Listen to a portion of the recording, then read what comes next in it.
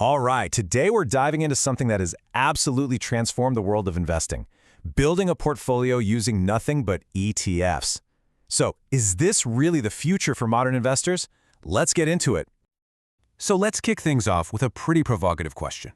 For the longest time, the name of the game was finding that one needle in a haystack stock, but the entire investing landscape has been shifting under our feet, and the evidence, well, it's pretty overwhelming.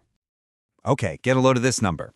A full 75% of people who already own ETFs say they are extremely likely to buy even more soon.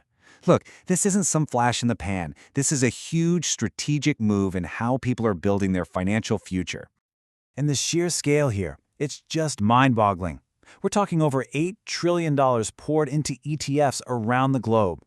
They've gone from this kind of niche product to absolute foundational pillars of how people invest today. So what's the big deal? What's driving this tidal wave of money? Well, it really comes down to how ETFs magically combine the best of both worlds. You get the built-in, instant diversification of a mutual fund, spreading your risk, but you can trade the whole thing all day long, just like a single stock.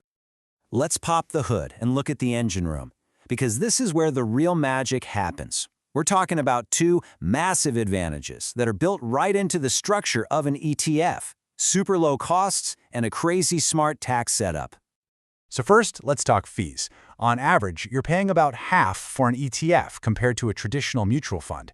And listen, that 0.5% might not sound like much, but trust me, over 20 or 30 years, that difference explodes into a huge chunk of money that stays right where it belongs, in your pocket. Now, besides that yearly fee, there's a tiny transaction cost when you buy or sell called the bid-ask spread. Just think of it like a small convenience fee for the incredible ability to trade your entire diversified portfolio at any second the market is open. But honestly, the real game changer, the feature that is just a superpower for ETFs, especially if you're investing outside of a retirement account, is their incredible tax efficiency. This is where the engineering behind these things gets really, really clever. And it all comes down to this unique process called in-kind redemption. I know, it sounds super technical, but the core idea is actually simple and unbelievably powerful. It's all about avoiding having to sell stocks inside the fund. Okay, so here's how it works, and it's brilliant. When a big investor wants their money back, the fund manager doesn't sell a bunch of stocks for cash. No, they just hand over the actual stocks from the fund. And because nothing was sold, there's no capital gain created for all the other investors. It means you, the person staying in the fund, get to decide when you pay taxes. You're in control. So, when you stack it all up, the ability to trade anytime, the lower costs, and that huge tax advantage, you can see pretty clearly why the ETF structure just has this massive built-in edge.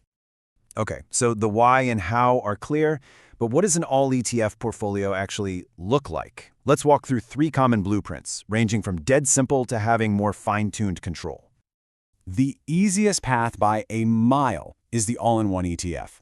Seriously, think of this like one of those meal kits. You buy one thing, and inside you get thousands of stocks and bonds from all over the world, all perfectly balanced for you. It is the definition of set it and forget it. Okay, maybe you want a little more say in the recipe. That's where the classic 3-fund portfolio comes in. Here, you just grab 3 simple, super cheap ETFs, one for US stocks, one for international stocks, and one for bonds. You pick the percentages yourself and just check in once in a while to keep it balanced. And then there's the high control option. This is for the investor who wants to be a bit more of a chef, using a handful of ETFs to fine-tune everything. You can tilt your portfolio towards small companies or emerging markets or whatever specific part of the market you believe in. You get total control. Now, once you've built that solid core portfolio, you can consider adding some more advanced flavors. But really, think of these as like optional spices. They aren't the main course. So one of these is something called smart beta. These ETFs try to get an edge on the market by focusing on specific traits or factors, like finding cheap value companies or riding the wave of hot momentum stocks. It's kind of like trying to find a cheat code for the market based on historical data. And then you've got thematic ETFs, the really exciting stuff like robotics or clean energy or AI, and they can be tempting, but this quote just nails the problem. By the time a theme is popular enough to have its own ETF, you might be buying in right at the peak of the hype, after the big money has already been made. Okay, time for a crucial safety briefing, because that simple, elegant ETF wrapper, It can be used to hold some seriously complex and dangerous products, and you absolutely have to know what to watch out for. And this is, without a doubt, the most important warning I can give you. Leveraged and inverse ETFs. Let me be crystal clear. These are designed for professional day traders. They are not for long-term investors. Period. End of story.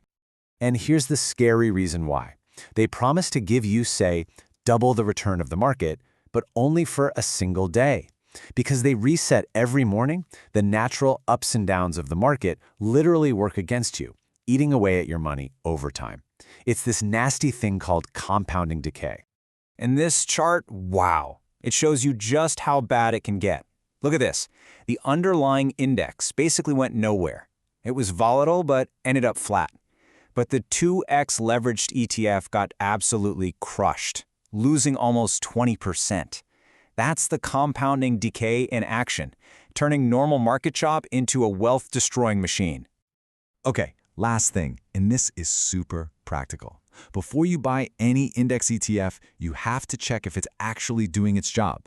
Think of tracking difference as the final score. How far behind the index did it finish? And tracking error is like the replay. How messy and unpredictable was the game along the way? You want low numbers for both. Simple as that.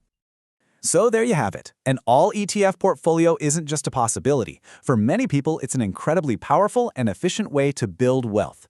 If you walk away with just 3 things, let it be these. Build your foundation on a low-cost, diversified core, always check the tracking quality, and please, always steer clear of those leveraged products. And that really brings us to the final question, the one only you can answer.